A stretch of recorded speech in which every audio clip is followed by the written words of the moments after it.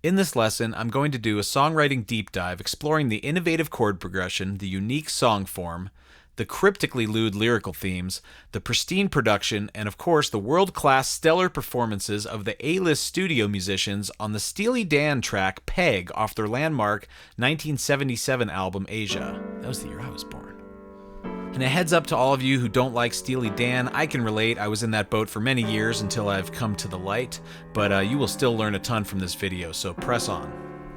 By popular demand, I have a new format to my video lessons here where I kind of get right to the point in the lessons, which is my chord analysis, rather than give a lengthy foundational overview of the song, which tends to probably bore some of you. But if I have stuff like that, I'm either going to put it toward the end or pack it into the lesson itself. With that being said, let me just say very quickly, the very best way to support my channel and my efforts here is to join my Patreon, High Castle Conservatory. Also, subscribe below, hit the notification bell, and check out my playlist page to find some videos that interest you the most. There's a video of Donald Fagen, and this guy rarely gives interviews, where he's at the piano and a knowledgeable jazz pianist or someone is interviewing him and he's asking him about this song, and Donald is actually playing the voicings and explaining the thinking. It's this video I'm showing here right now on the screen. Go check that out. Stop this video and go check that out, because Donald Fagen, a lot of people don't know much about him because he kind of lays low, but the dude, whether you like his music or not, is a genius. And if you don't know it yet, I think just watching this video and how he thinks about chords, it is just some next level stuff, honestly. So watch this video, and I'm going to be going over some of the points that he's talking about in my lesson. Also, there's a video on the making of Peg, which is a very awesome treat because Donald and Walter, the writers in Steely Dan, didn't do a lot of interviews or explain themselves, and they got asked a lot of stuff, but you actually get to hear from them and the studio musicians. So watch that as well to give yourself a little foundation on the song. It's amazing to think, and we learned from that Donald video, that he was just thinking 12-bar blues. But they put their own unique spin on it, and it's not subtle. They transform it to like this elevated major version of blues, and blues is not usually major. Even though you play a dominant chord a lot of times, the melodies tend to be kind of sad and minor-y. But he wanted to make a major blues as if it was like, you know, a major 7 or something. Anyway, I'll explain that a little bit later, but Steely Dan has a number of tunes that really push the limits of what a blues form is harmonically. I think Chain Lightning, Pretzel Logic, and Daddy Don't Live in That New York City No More come to mind. Blues often has such a monotonous form and use in rock and rarely sees this type of innovation. In fact, I'm not sure anyone has twisted around what a blues is more than what Steely Dan did on this song, Peg. About this chart, you see these sunshines, which aren't too often because there's not many, if any, key changes here. You see that sunshine is the key we're in. Then we see the chords here and the section names. And then we see these Roman numerals that tells us what the chord of this bar is functioning as in that particular key that we're in, or that sunshine.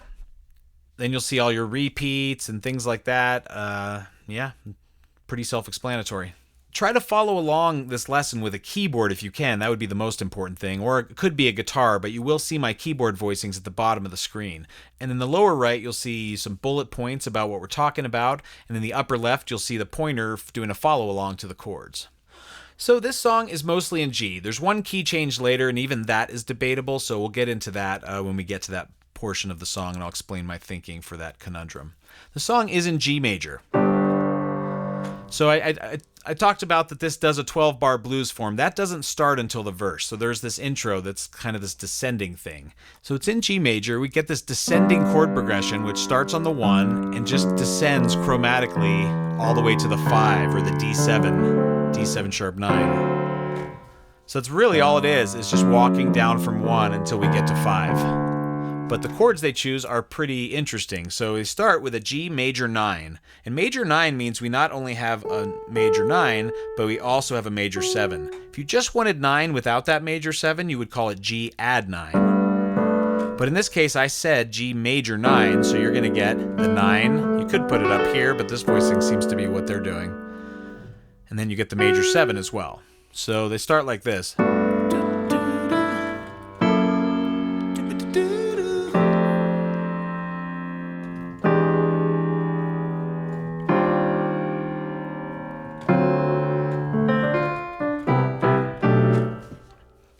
because it's doing this descending thing of going 1 and then ending up on 5, this is really just a fancy way of doing the most basic chord progression there is. 1, 5, 1, and G. G, D7, G. So what we have is you start on a G major 9, which is 1. Then we go to F sharp 7 sharp 9. And what that is that Hendrix chord, that funky chord. And it's funky because it has a major third, dominant 7, and a minor third. But we don't call it a minor third, we call it a sharp 9, same thing. It's one of the only chords, this tension of this dominant, that can house a major and a minor at the same time. So we get the 1, G major 9, 7, F sharp 7 sharp 9. Then we just crawl down chromatically and go to flat 7, F major 9, 6, which is kind of like another F major 9, but this one is a little bit different because it has a 6. And what this chord is, if you get bored of major chords, like I do, you know, I remember back in the day you learned major 7 and you're really excited, or you learn 6, or you even learn major 9. But eventually you get bored of all that, and what else could you do but drop the perfect 5th, turn it into a 6,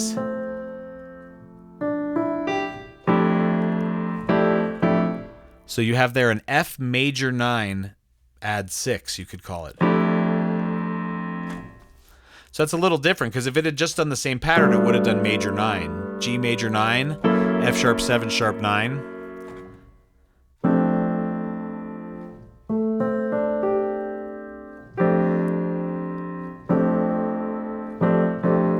So we start with G major 9, go down a half step to the 7, F sharp 7 sharp 9. Then F major 6 9. Then E7 sharp 9 again. Then E flat major 9 6.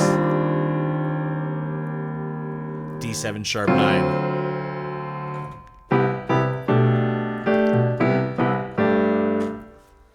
Pretty crazy. There's also this instrumental melody that's doing like.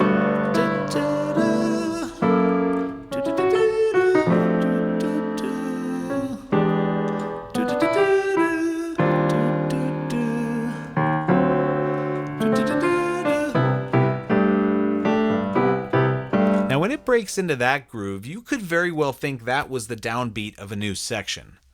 It's not. And I think it's very interesting that they made it like a pickup to the verse. So it's like a 2-bar pickup. But when I was just listening at first, I was trying to write down the form. I was like, oh, here's the verse. And then I waited the 2 bars. Then the downbeat of the verse happens. And you can see that's exactly how I've made my chart. Little songwriting secret for when you're charting stuff out. If you have an odd number of bars, just make it an odd number when you're writing it. And then your new sections will start right at the beginning of a staff. So when we get to this, these 2 bars that are pickup to the verse, it's kind of interesting. Look at the form of this intro. It's 6 bars. 1, 2, 2, 4. Here's 5. Then it breaks into this groove, the pickup.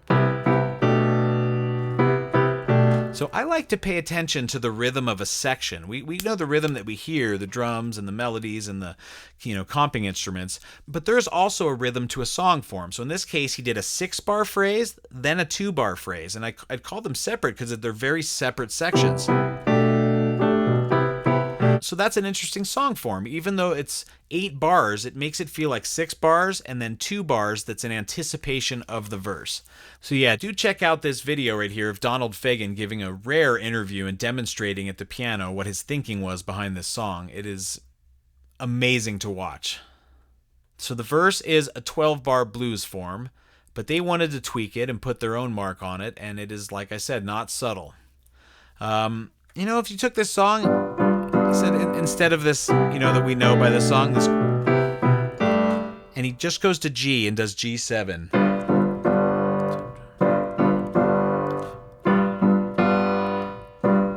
C7. So yeah, instead of all that fancy chords, that's at the heart of what it is, and I can sing the peg melody over this. I seen your picture. I sing it with your letter.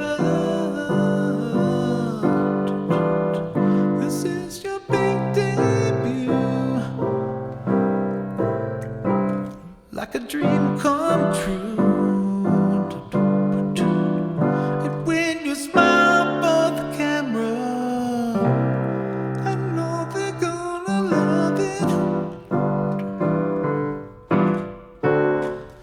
So yeah, that's all it is. But if you know Steely Dan's music, they're always trying to figure out a way to get more color into their chords.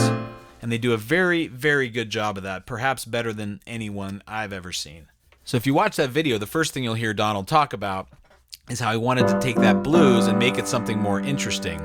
So like they said to themselves, what if we make it major? And blues is not major. Even though it's a major chord with a dominant 7, the melodies of blues are minor, and it's just kind of a darker, sadder sound. He's talking about like major 7, like a blatantly major blues, which is not very common, honestly. So the first thing they said is, yeah, why don't we make it major? And I said, okay, that's all right. What if we did a plagal cadence, which is the cadence at the end of like a church choir when it says amen and it goes amen.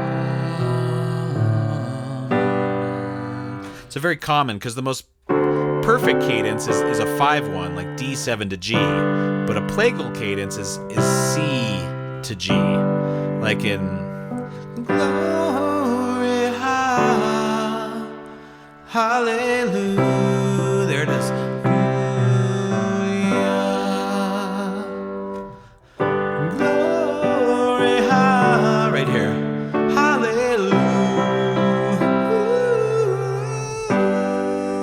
So when you go 4-1, that's called a plagal cadence. So that was their idea. We'll do major blues, but why don't we do a plagal cadence, which if you're in G, just means you go C to G. So it's kind of like... Or if we go back to the idea they first had, that major 7, I think. But then they said, what if you took the plagal cadence and made that a major 7 chord, so C major 7? And then instead of a boring old G major, we need to do that add 2, which is one of their famous mu chords. So what they do, here's a way to remember it. If it says G add 2, do a stack of fourths from 2. So we're in G, so 2 would be A.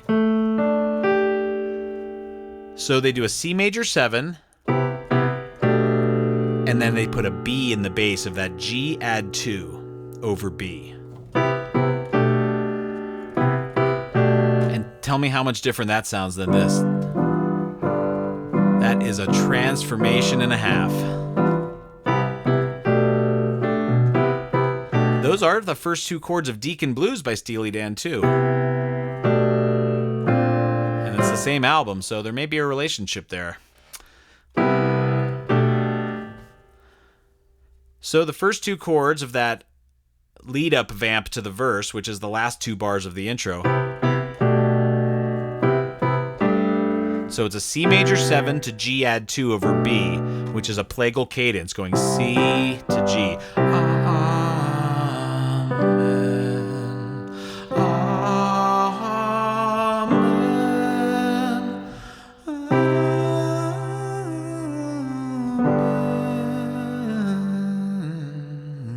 Amen. So yeah, fascinating that they decided to take a blues form and turn it into a plagal cadence, but then make it more interesting with this. Now, I've seen a lot of people think that they play this B in the bass every time. And if you look at my chart, I have gone over this with a analyzer, and it shows that most of the time Chuck Rainey is going down to G instead of G over B. But the first time they do it, they get it in your ear. Then all of a sudden he goes to regular. And it gets it in your ear because guess what? It's the first 2 of the chorus to go back to that bass note. So we'll get there later, but they're getting it in your ear. And it may be that the keyboardist is doing something like this, but the bass player is doing that. So the keyboardist could be doing this, and then you're getting a little bit of both worlds, right?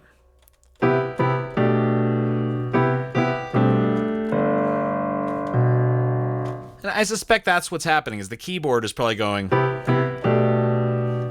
And then Chuck Rainey's going like boom, boom, boom. So now they take that plagal cadence. So this is really just in G, and it's going 4-1, but you just consider that 1 because it's the first part of the blues form. And then after 4 bars of 1, but in this case, so after 4 bars of 1, it goes up to 4, which is C. But they decide, let's do that same plagal cadence from C. So what that ends up being, I see your picture above it. Up a fourth. This is your big deep, Just like in blues. Then back to 1. like a dream come true. Doesn't sound anything like a blues. Then the 5. And when you smile for the camera, I know they're gonna love it. I'm going to talk about the lyrics mostly later, but Steely Dan lyrics are very cryptic to the point where you can never truly pin down one definition. And remember that a song doesn't have that burden of needing to tell the whole story like a movie does. I mean, a movie doesn't have to, but most of the audience is going to go, what the hell? I didn't understand that at all. With words and music, you just have to give little pieces that the listener can put together. So this is one of the songs where there's a little bit more of a consensus that this really sounds like a guy who is missing his girlfriend who left him for a career in adult entertainment. And like I said, their lyrics are cryptic where you never would be able to pin it down to just one definition, and they had this amazing way of doing that I've never seen any other writing partnership have. But anyway, we'll get more to the lyrics later, but smile for the camera, I know they're gonna love it, I know I love you better, so he still loves her and wants her back. But yes, their song topics are very twisted, and they're very subtle about them too, where you can't, like I said, draw too many definite conclusions, but all of the clues are there to point towards it. So anyway, we have this 12-bar blues form. Let me play the whole thing for you, and I'll try to sing. So let's do that 2-bar pickup to the verse. And I want you to see how that plagal cadence that's elevated in major goes through a 12-bar blues form, which, if you were in G, would just be G to C to G, and then D, C, G. But in this case, we've got this. So the pickup 2 bars...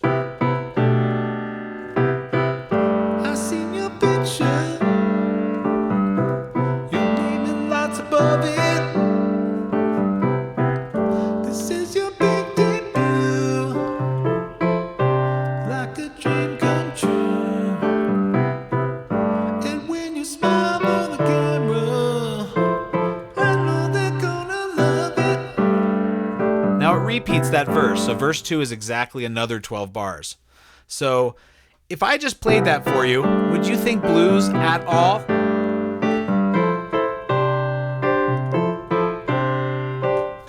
I mean, that is so weird. That is such a weird thing to do. And I've never seen anyone else pull that off. And these guys are geniuses, Donald and Walter.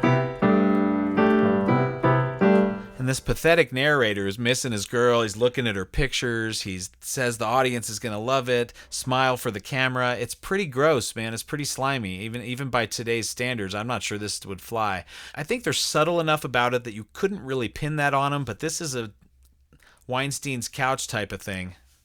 It will come back to you. So... the chorus is connected because the first 2 chords are the same, and it goes back to that full-on bass note where you have C major 7, which is 4 of G, to 1, but G add 2 over B. So it hinted at that, remember the first time it did this in the pickup to the chorus?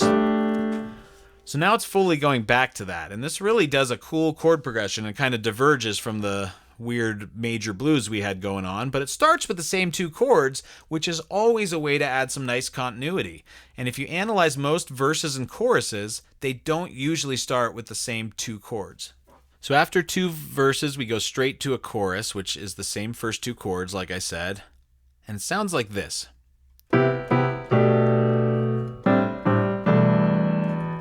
So good.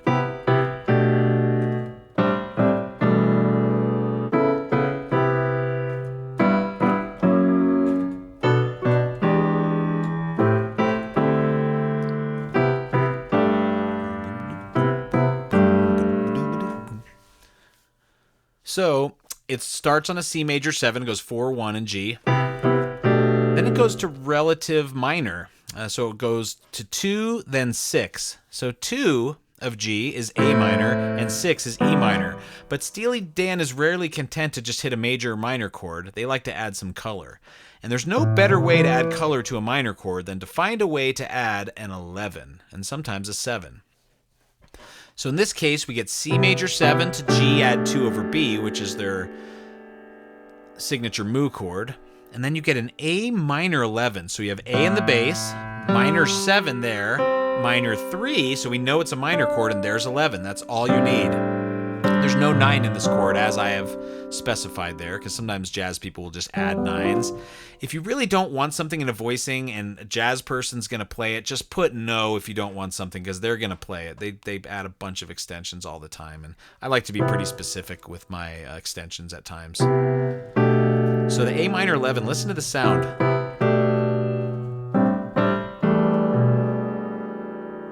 It's a really nice sound. So let's take an A minor, and then minor 7 is this. Now A minor 11.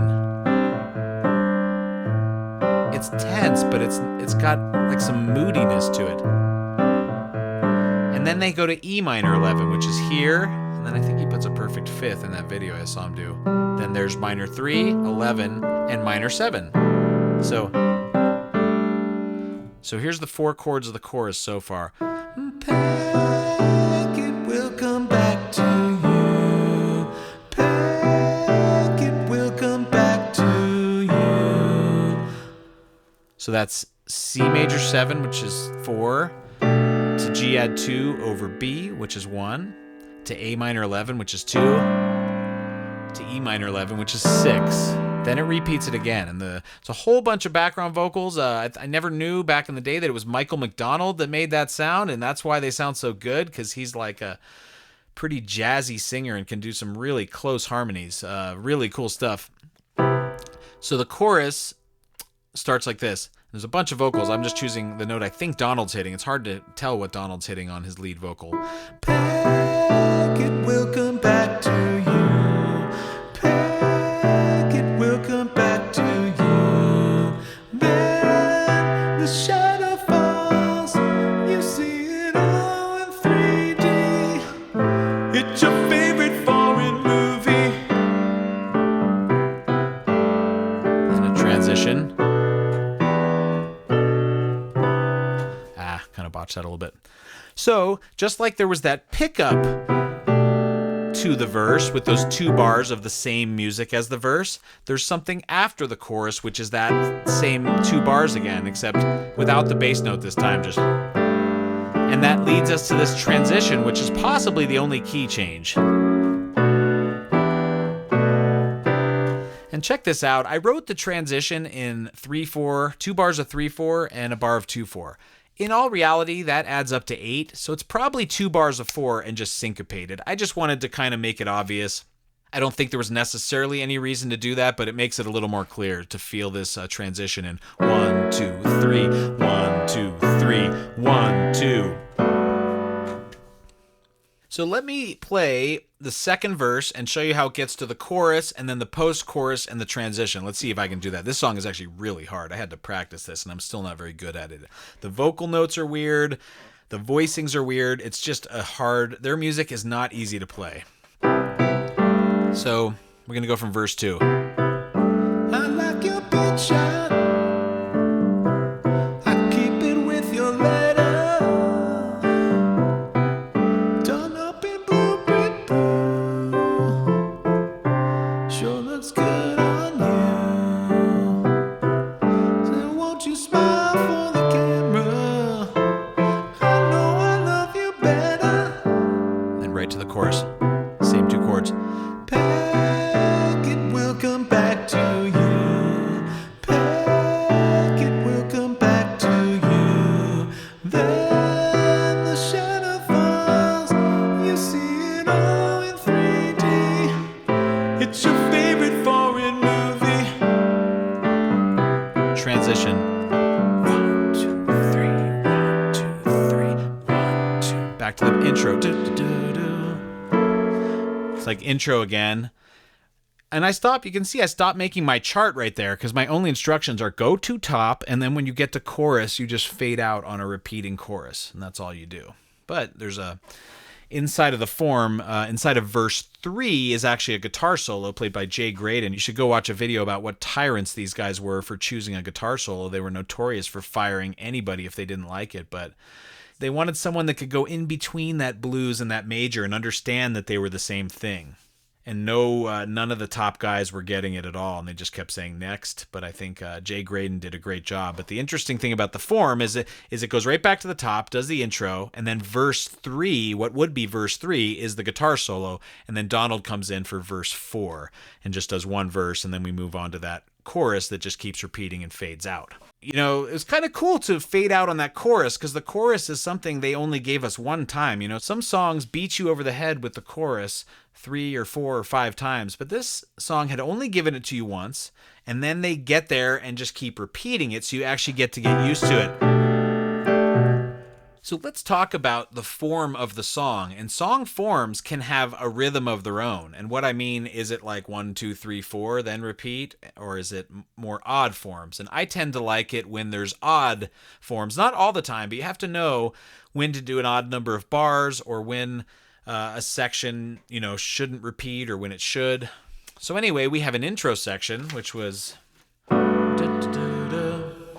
that whole thing. Then we have a verse 1. Then we have a verse 2. So that's 3 sections. Then it goes to a chorus. So you can see the beat of the first, section was 1, 2, 3, which was intro, verse, verse. And then for the second section, you have chorus, post-chorus, transition. So it will come back to you, and that whole thing. And then there's a little post-chorus, and then a transition. Finally, it goes to intro 2, and that's how you know you're back to another starting point. So what do you know? We had another 3 as a beat there. So we had a beat of 3, intro, verse, verse. Then we had another beat of 3, which was chorus, post-chorus, and transition. And then we're back to intro, verse, verse, except this first verse is a guitar solo, and the second verse is finally one more singing verse before it goes to a chorus that finally keeps repeating itself and fading out. So that is, not the most complex song structure, but I think there's some interesting stuff in there. I like that 2-bar lead up to the verse, I think is interesting. I think the way it's broken up into 3s mostly is pretty cool.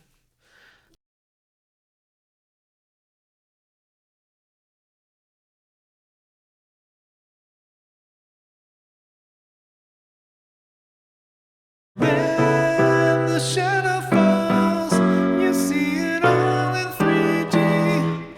It's your favorite foreign movie. Such a beautiful progression. Can we talk about that for a second? In the second half of that chorus, after 2 rounds of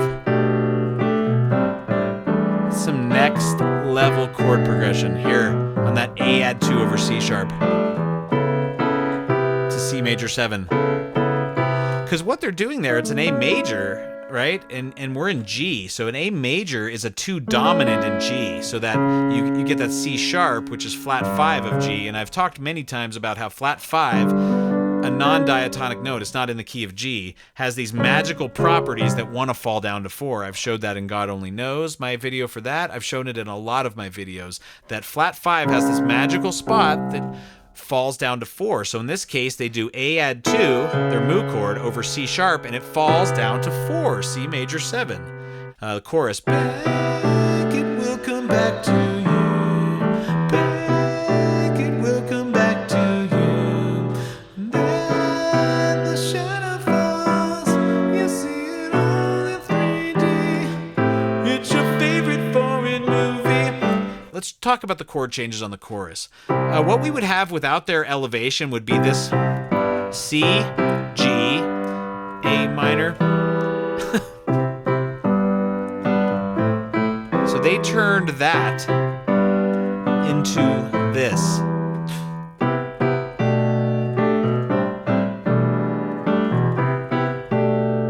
Unbelievable. So what we have there in the chorus is 4 to 1 and then 2 to 6, but just very elevated. An alternate bass note, and then those minor 11 chords really drive this into another universe. So it does that 4, 1, 2, 6 twice, and then it goes to that alteration where it goes to that A add 2 over C sharp that falls down to the 4. So we have 2 major there on that A add 2 over C sharp to C major 7, which is 4. And then we go G6, which is 1, to F sharp 7, which is 7 dominant, which is non-diatonic in the key, but it's what 7 dominant is doing is leading to B minor. Any dominant wants to go up a fourth to a major or a minor. In this case, what Donald is setting you up for there is the classic bebop turnaround of 3, 6, 2, 5. So 3 of G major, 1, 2, 3 is B minor. So a 3, 6, 2, 5 is B minor 7, then E7, add whatever extension you want, in this case dominant 7 sharp 9, then 2, A minor 7 to D9 sus4, which is just a D7 chord. So that's 3, 6, 2, 5. So the reason it does that 1 to the 7 dominant is that F sharp 7 leads right up to B minor, and it does that classic bebop turnaround. So let's listen to that chord progression one more time on the chorus. Packet will come back to you. Packet will come back to you. Then the shadow falls. You see it all in 3D. It's your favorite foreign movie. Pretty cool. That is some next level stuff for those of you paying attention out there. Maybe you've seen this song in a new light. The other thing I wanted to talk about was the transition. I called it in D because F sharp minor is 3, B minor 7 is 6, E minor 7 is 2, B minor 7 is 6, and then back to C major 9, which is 4 of that G again, so we're back to G. The only problem is a lot of these chords are in G too. F sharp minor 7 is absolutely not in G, so that would be the weird one. B minor is in G, it's the 3. E minor is the 6. So you could have called this just a stray chord. Yeah, maybe this is not a key change, but that F sharp minor 7 really threw me off. So I called it in D for 2 bars, but it's also flirting with G, as I mentioned right there in that little heart. The only chord that's not in G is that F sharp minor 7. So you could think of that however you want. I just wanted you to be aware that it's kind of an odd transition to go to F sharp minor 7. And it's that post-chorus. Here it comes in 3.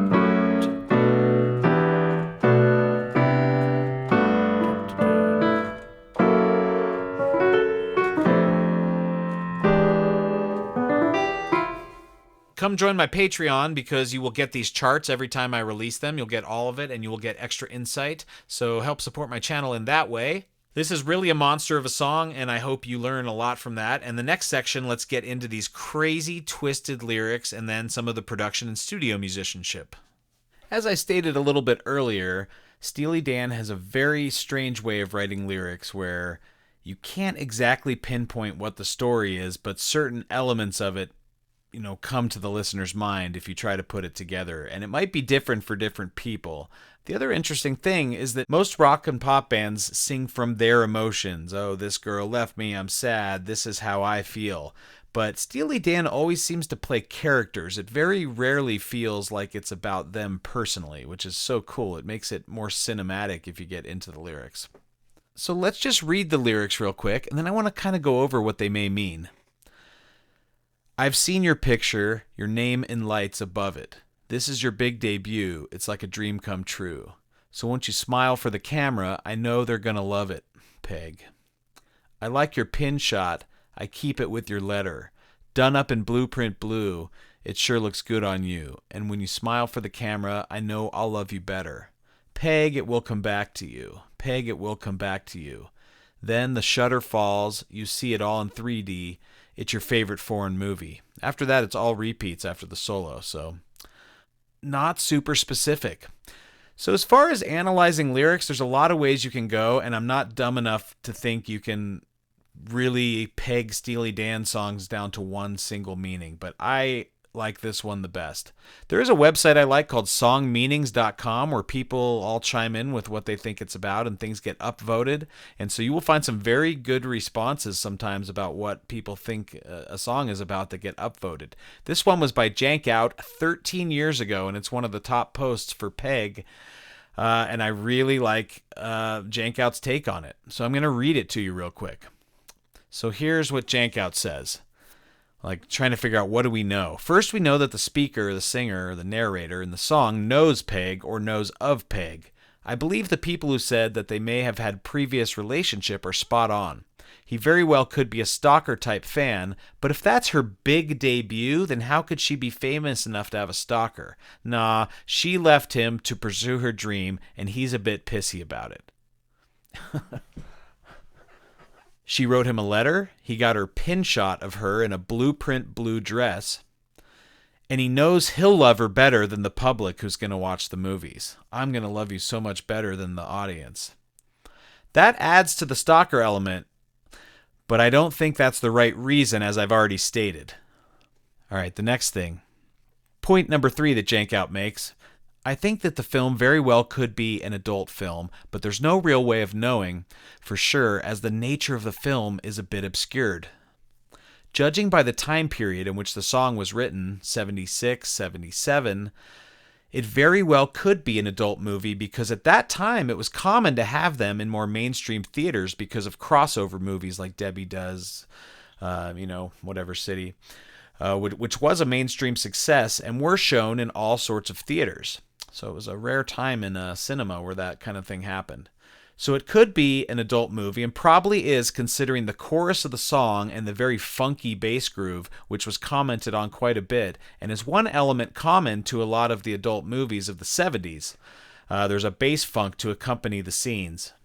Point number 4. Peg, it will come back to you. This could mean a couple of things. It could mean that her actions on the screen, if it is an adult movie, will come back to haunt her, but it also could mean that she is remembering something. Something she has forgotten will come back to her mind. I think that this line is intentionally ambiguous, and I think that either of these interpretations are likely depending on what the listener has assumed about the movie. This is the brilliance of their lyrics. Peg, it will come back to you. So it could come back to haunt your reputation. Maybe since he still loves her, he's hoping that those feelings for him will come back to her. So it's absolutely brilliant how ambiguous this is. If we look at it as being a memory that will come back, why has it gone, and what is the memory that will come back? I'm thinking it's the memory of the love she shared with him, the singer, or a memory of what the real world is like. At least that's the only potential thing in the past that is referenced in the song that may come back to her. The memory of the man she left. Either interpretation works, and they could be working simultaneously as a double entendre of sorts.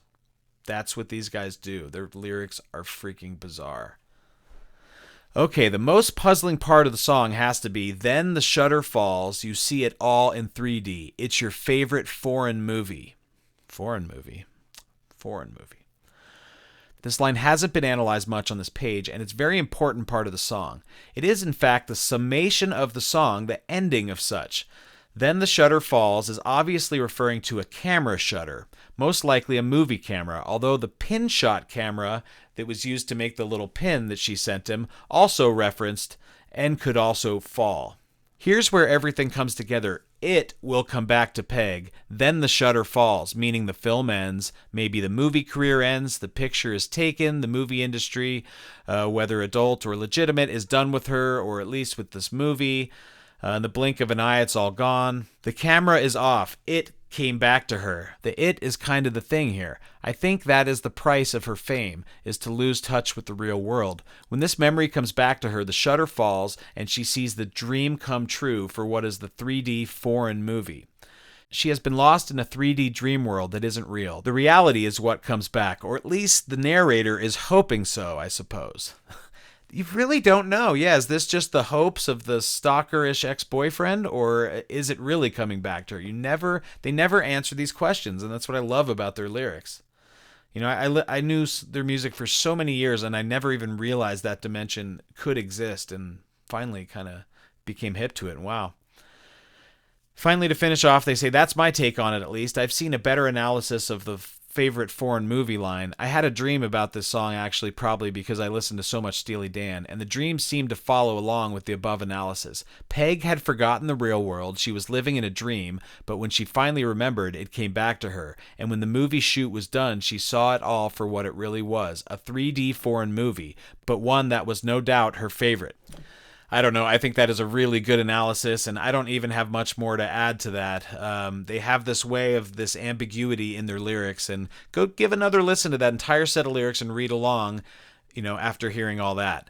The last thing I want to point out in this video is the studio musicians, the personnel. Steely Dan were known for getting the best of the 70s studio musicians together and making a temporary band for the day. And sometimes they would get together real good players and just not like the chemistry and say, maybe next time, or maybe we'll use you on this other track, but it's not working out for us today. So they got some real nice players on this one. A really funky drum groove by Rick Marotta. And if you listen to that Making of Peg documentary that I showed, they interview Rick Marotta where he was talking about the subtle hi-hat part. And it is a really nice groove on that song. I mean, it is really funky and he really holds it in the pocket. I keep saying really.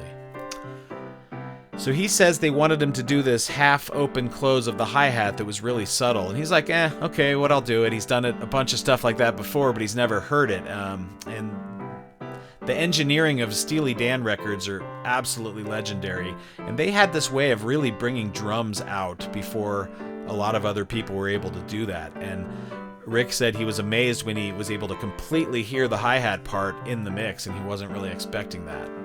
So who else do they have on this song? They have Chuck Rainey on bass. Really funny interview in that Making of Peg video where he says he wanted to slap on the chorus, and they didn't want him to, but he really wanted to. So after a bunch of takes went by, he just would kind of turn on the chorus and slap, and you can hear it. And I'm not a huge slap fan a lot of the time, but it sounds fantastic the way he mixes it in. But Chuck Rainey is a studio bass genius. Turn up the bass frequencies on this song and just listen along to the bass if you want to hear something absolutely brilliant. They have Steve Kahn on rhythm guitar. They have Paul Griffin on the Fender Rhodes. Don Gronlich on clavinet.